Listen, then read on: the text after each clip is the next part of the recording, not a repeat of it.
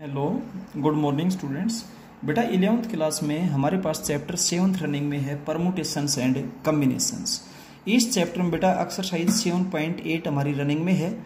इस एक्सरसाइज के हम 9th क्वेश्चन तक कंप्लीट कर चुके थे लास्ट वीडियो में। अब बेटा क्वेश्चन नंबर 10 से स्टार्ट करते हैं। देखिएगा, ये बोलता है बेटा कि टोटल आपके पास 6 मेल्स हैं और 8 फीमेल्स हैं जो एलिजिबल हैं कमेटी के मेंबर बनने के लिए। There are 6 males and 8 females which are eligible for the committee. We have to form a committee of 8 persons. हमने बेटा 8 लोगों की एक कमेटी बनानी है। So that males may not be outnumbered. बेटा आदमियों की जो संख्या है ना वो कम नहीं होनी चाहिए। Males may not be outnumbered. It means औरतों की संख्या आदमियों के कंपैरिजन में बेटा ज्यादा नहीं होनी चाहिए या आदमियों की संख्या औरतों से कम नहीं रहनी चाहिए। क्लियर है? तो बेटा पॉसिबिलिटीज क्या क्या होंगी सुनिए। 6 मेल्स, क्योंकि मेल्स 6 से ज्यादा तो हमारे पास है ही नहीं बेटा, तो 6 मेल्स एंड 2 फीमेल्स। बेटा 8 पर्सन्स हो गए और कंडीशन भी सेटिस्फाई होगी। मेल्स ज्यादा हैं, फीमेल कम है। इसके बाद बेटा 5 मेल्स एंड 3 फीमेल्स, मेंबर्स 8 हो गए और बेटा कंडीशन भी सेटिस्फाई होगी। मेल्स ज्यादा हैं, फीमेल्स कम है। इसके बाद बेटा अगर आप 4 मेल लेंगे तो 4 फीमेल होंगी, यानी कि मेल्स की संख्या फीमेल से कम नहीं होनी चाहिए, कंपैरिजन में लेस नहीं होनी चाहिए, इक्वल हो सकती है। तो बेटा 4 मेल्स और 4 फीमेल्स आप ऐसे ले सकते हैं। अगर मेल्स की संख्या आपने 4 से कम कर दी, 6 से ज़्यादा तो हो ही नहीं सकती क्योंकि हमारे पास 6 मेल्स है बेटा, इससे ज़्यादा तो होंगे कहाँ से। लेकिन 4 से लेस अगर आपने मेल कर दिया तो फीमेल बेटा 4 से ग्रेटर हो जाएंगे, तो मेल्स की संख्या कम हो जाएगी, फीमेल्स की ज्यादा हो जाएगी, जिससे कि कंडीशन फेल हो जाएगी। तो कंडीशन को ध्यान से पढ़िएगा, आप समझिएगा। Males may not be outnumbered, यानी कि मेल्स हैं बेटा वो फीमेल से लेस ना रहे किसी भी मैटर में। क्लियर है? अच्छा, ये बेटा 3 पॉसिबिलिटीज हैं। तो इसलिए वी हैव टू सिलेक्ट, अब इस पोर्शन को बेटा डिटेल से लिखते हैं। We have to select 6 males out of 6 males and 2 females out of 8 females in 6C6 multiply 8C2। इसके बाद बेटा we have to select 5 males out of 6 males and 3 females out of 8 females. ये हो जाएगा बेटा 6 मेल्स में से 5 mails and 8 females में से 3 फीमेल्स। 8 कैंडिडेट सेलेक्ट हो गए आपकी पार्टी के लिए, कमेटी के लिए।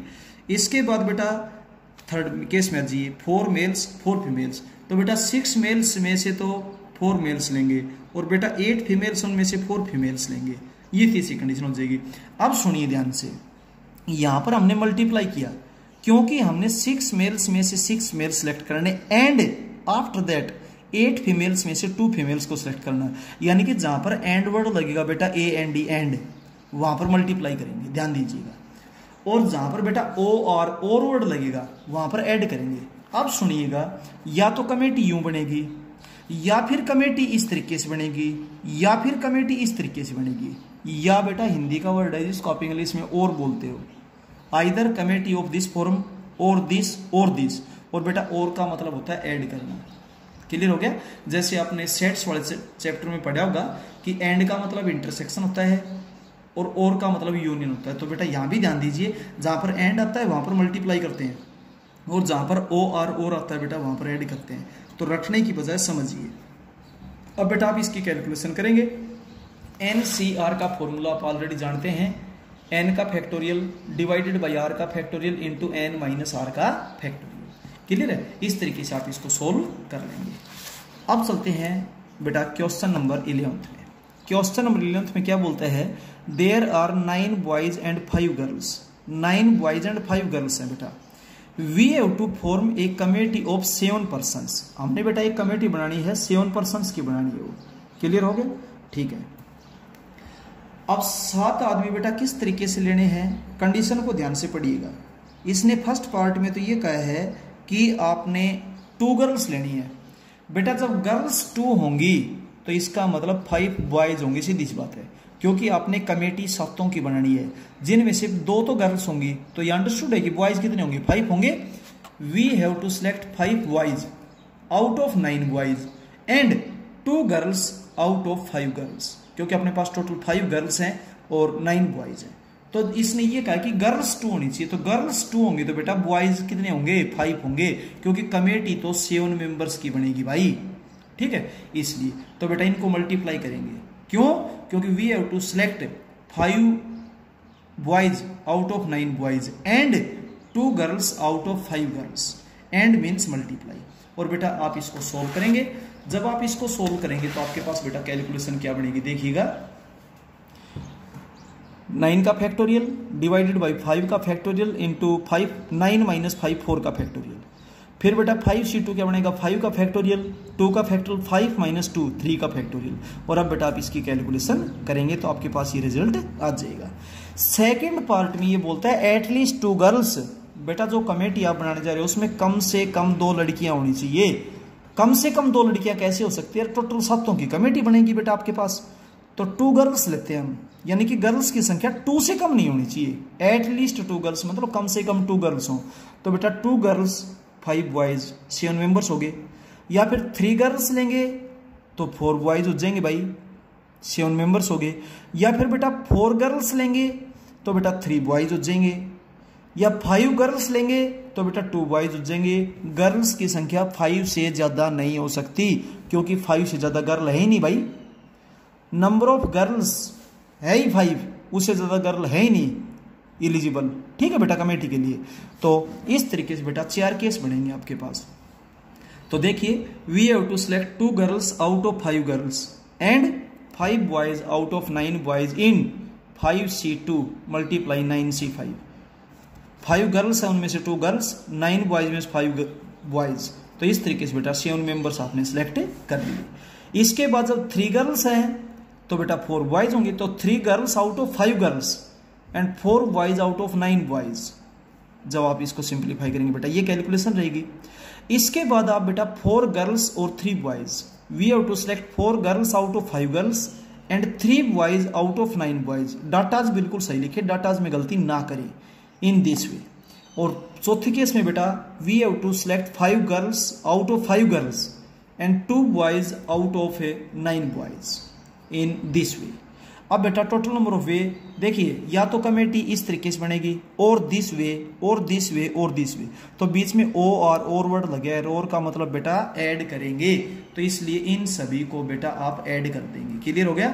और कैलकुलेशन अपने कर लेना बेटा, आपका रिजल्ट आ जाएगा 2976। क्लियर है? अब चलते हैं हम इससे नेक्स्ट क्वेश्चन में। देखिए अब बेटा 12th क्वेश्चन में चलते हैं। 12th क्वेश्चन में क्या बोलता है आपके पास है कि एक स्टूडेंट है वो 4 सब्जेक्ट्स में एग्जाम देता है, और बेटा अगर टोटल 4 सब्जेक्ट्स में वो पास है तो ही पास हो पाएगा। टोटल नंबर ऑफ सब्जेक्ट्स 4, और अगर वो चारों के चारों सब्जेक्ट्स में बेटा पास होता है, सपोज कीजिए फिजिक्स, केमिस्ट्री, मैथ्स और इंग्लिश आपके पास 4 सब्जेक्ट्स हैं, आपका टेस्ट लिया जाएगा, आप चारों के चारों सब्जेक्ट्स में पास हैं तो आपका रिजल्ट होगा पास। अगर आप किसी एक सब्जेक्ट में फेल है तो भी फेल होंगे, किन्हीं 2 सब्जेक्ट्स में फेल है तो भी फेल होंगे, किन्हीं 3 सब्जेक्ट्स में फेल है तो भी फेल होंगे, और आप चारों के चारों सब्जेक्ट्स में फेल है तो भी फेल होंगे। तो वो ये बोलता है कि वो स्टूडेंट फेल कितने तरीकों से हो सकता है, ऐसा बताइएगा आप। देखिए the student may be fail in the following veg: any 1 subject, in any 2 subjects, in any 3 subjects, in all 4 subjects. बेटा किसी एक सब्जेक्ट में फेल हो सकता है, किन्हीं 2 सब्जेक्ट्स में फेल हो सकता है, किन्हीं 3 सब्जेक्ट्स में फेल हो सकता है, सभी चारों के चारों सब्जेक्ट्स में भी फेल हो सकता है। क्लियर हो गया? अब बेटा हम इनको डिटेल से लिखेंगे। He may fail in any 1 subject out of 4 subjects. Physics में हो जाए, या केमिस्ट्री में हो जाए, या मैथ्स में हो जाए, या इंग्लिश में हो जाए। 4 ऑप्शन हो गए। 4C1 is equal to 4 ways. हम अकॉर्डिंग टू पैटर्न करेंगे इसको। वो बेटा किन्हीं 2 में भी हो सकता है। He may fail in any 2 subjects out of 4 subjects in 4C2 6 way. Physics math, physics chemistry, physics English, maths chemistry, इस तरीके से। तो बेटा वो 6 वे से फेल हो सकता है। इसके बाद बेटा वो किन्हीं 3 सब्जेक्ट्स में फेल हो सकता है। He may fail in any 3 subjects out of 4 subjects. 4 way से इसमें हो सकता है बेटा। इसके बाद वो बेटा चारों के चारों सब्जेक्ट्स में फेल हो जाए। He may fail in all 4 subjects out of 4 subjects. 4C4 ways, और बेटा ये हो जाएगा 1। तो टोटल नंबर ऑफ वेज आपके पास हो जाएगा बेटा 4 + 6 + 4 + 1, 4 + 6 + 4 + 1 बेटा टोटल 15 हो जाएगा। तो 15 वेज से वो फेल हो सकता है। क्लियर है। अब बेटा 13th क्वेश्चन यहाँ पे छूट गया, वो अब इसकी बात कर देंगे, पहले 14th क्वेश्चन कर दिया गया। 14th क्वेश्चन में देखिए क्या बोलता है, ए मैन हैज 6 फ्रेंड्स, एक आदमी के 6 फ्रेंड्स है, वो उन्हें डिनर पे इनवाइट करना चाहता है, वो उन्हें डिनर पे इनवाइट करना चाहता है कम से कम किसी एक फ्रेंड को। He may invite any one out of 6, वो 6 फ्रेंड्स है उनमें से किसी एक को इनवाइट कर सकता है। इन 6C1, 6 दोस्त हैं, किसी भी एक को कह सकता है भाई, उसके पास बेटा 6 ऑप्शन है। He may invite any 2 out of 6, उसके 6 फ्रेंड्स हैं उनमें से वो किन्हीं भी 2 फ्रेंड्स को इनवाइट कर सकता है। 6C2, 6 में से किन्हीं 2 को छटेगा, सिलेक्ट करेगा कि भाई किन किन 2 को मैं इनवाइट करूं। तो बेटा जहां भी सिलेक्शन करना होता है वहां पर कॉम्बिनेशन होती है, आपको पता है। 6C2 हो जाएगा बेटा 6 × 5 डिवाइडेड बाई 2, ये शॉर्ट फॉर्म लगाई जा रही है, 6 का फैक्टोरियल 2 पहले तक डिवाइडेड बाई 2 का फैक्टोरियल। 2 से आप 6 को कैंसिल करेंगे, 3 को 5 से मल्टीप्लाई करेंगे तो 15। इसके बाद बेटा ही may invite any 3 out of 6, वो बेटा किन्हीं 3 को भी इनवाइट कर सकता है 6 में से। इन 6C3 वेज, 6C3 को जब आप डायरेक्ट वे से सोल्व करेंगे तो 6 × 5 × 4 डिवाइडेड बाई 3 × 2 × 1, 6 से 6 कैंसिल हो जाएगा बेटा 20 वे हो जाएगा। He may invite any 4 out of 6 friends, उसके 6 फ्रेंड्स उनमें से किन्हीं भी 4 फ्रेंड्स को इनवाइट कर सकता है। तो बेटा 6C4, 6 का इसको आप 6C2 भी कह सकते हैं, क्योंकि NCR = NCN-R होता है। और आप सीधे भी इसको सोल्व कर सकते हो। तो 6C4 आपके पास हो जाएगा, 6 का फैक्टोरियल 4 पहले तक, 6 5 4 3, 4 का फैक्टोरियल 4 3 2 1, 4 3 से 4 3 कैंसिल हो जाएगा, 2 से 6 को कैंसिल करेंगे, 3 3 5 से 15। ही में इनवाइट एनी 5 आउट ऑफ 6, 6 में से बेटा किन्हीं 5 को भी इनवाइट कर सकता है। इन 6C5 वेज, 6C5 का मतलब बेटा 6C1 भी कहा जा सकता है, सीधा 6 हो जाएगा। या 6 का फैक्टोरियल 5 पहले तक, 6 5 4 3 2 डिवाइडेड बाई 5 का फैक्टोरियल 5 4 3 2 1, बेटा 5 4 3 2 से 5 4 3 2 कैंसिल हो जाएगा, 6 रिजल्ट आ जाएगा। इसके बाद ही में इनवाइट ऑल 6 आउट ऑफ 6, वो 6 के 6 फ्रेंड्स को बेटा इनवाइट कर सकता है इन 6C6 वेज। क्लियर है। तो बेटा ये हो जाएगा 1 वे। ठीक है। तो इस तरीके से उसके पास 6 फ्रेंड्स थे, वो 6 में से किसी एक को भी इनवाइट कर सकता है, किन्हीं 2 को भी कर सकता है, किन्हीं 3 को भी कर सकता है, किन्हीं 4 को भी इनवाइट कर सकता है, या 5 के 5 को भी इनवाइट कर सकता है। क्लियर है। या 6 दोस्त हैं बेटा, 6 के 6 को इनवाइट कर देगा। अब या तो वो किसी एक को इन्वाइट करेगा, या किन्हीं 2 को इन्वाइट करेगा, या किन्हीं 3 को इन्वाइट करेगा, या किन्हीं 4 को इन्वाइट करेगा, या किन्हीं 5 को इन्वाइट करेगा, या 6 के 6 को इन्वाइट करेगा। तो बीच में और वर्ड लगता है बेटा, और वर्ड जब लगता है तो इसका मतलब वहां पर आप क्या करेंगे, ऐड करेंगे। तो इसलिए जब आप इनको ऐड करेंगे तो आपके पास हो जाएगा बेटा 6 + 15 + 20 + 15 + 6 + 1, और जब आप इनको ऐड करेंगे तो बेटा आपके पास रिजल्ट क्या आ जाएगा, 63 आ जाएगा। तो इस तरीके से बेटा आप इन क्वेश्चंस को सोल्व करेंगे। जहां पे अरेंजमेंट होगी वहां पे परमुटेशन का फॉर्मूला यूज होता है, और जहां पे सिलेक्शन किया जाता है बेटा वहां पे कॉम्बिनेशन का फॉर्मूला यूज होता है। और ये सभी फॉर्मूलेज आपको बेटा याद होने चाहिए। NC0 = NCN = 1 होता है। और बेटा जब यहां पर 1 हो जाए NC1, तो बेटा उसकी वैल्यू n ही होगी, आप डायरेक्ट राइट डाउन कर सकते हो। क्लियर हो गया। इसके बाद कुछ रिजल्ट्स, NCR को ये भी लिख सकते हो, और इसको बेटा NCR को आप NCN-R भी लिख सकते हैं। ठीक है।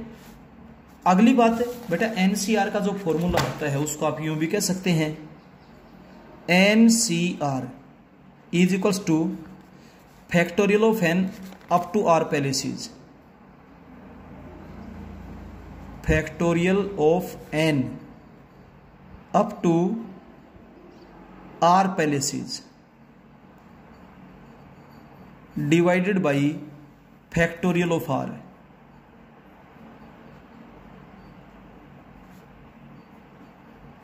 इसको इस तरीके से भी आप सोल्व कर सकते हैं। तो बेटा ये फॉर्मूले कैसे भी अप्लाई हो सकते हैं, परमुटेशन और कॉम्बिनेशन के फॉर्मूले आपको बहुत अच्छे से याद रहे, ठीक है बेटा। तो ये जहां भी सिलेक्शन होता है वहां पर बेटा ये फॉर्मूले यूज होते हैं, जहां अरेंजमेंट होती है वह परमुटेशन यूज होती है।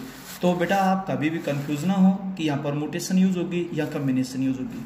और परमुटेशन में जब रिपीटेशन वाले आते हैं तो डिवाइडेड बाई उसका फैक्टोरियल, कौन सी चीज कितनी बार रिपीट हो रही है। और जब बेटा आप उसको सर्कल पे जैसे एन थिंग्स है डिफरेंट, उनका आप एक रो में अरेंज करते हैं तो एन पी एन का फैक्टोरियल हो जाएगा। और बेटा जब उनको एक सर्कल पे अरेंज करते हैं तो n-1 का फैक्टोरियल हो जाएगा।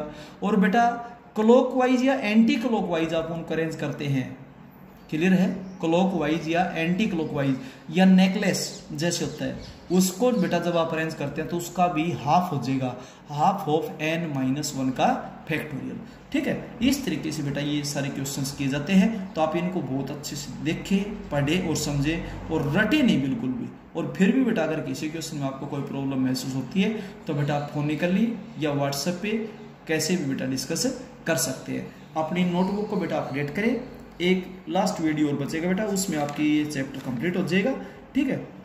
बहुत अच्छे से तैयारी करें, पीछे से रिवाइज करते रहें। और पीछे से रिवाइज करते हुए भी आपको किसी क्वेश्चन में अगर कोई प्रॉब्लम बेटा महसूस होती है तो आप कभी भी पूछिएगा। Okay, thank you.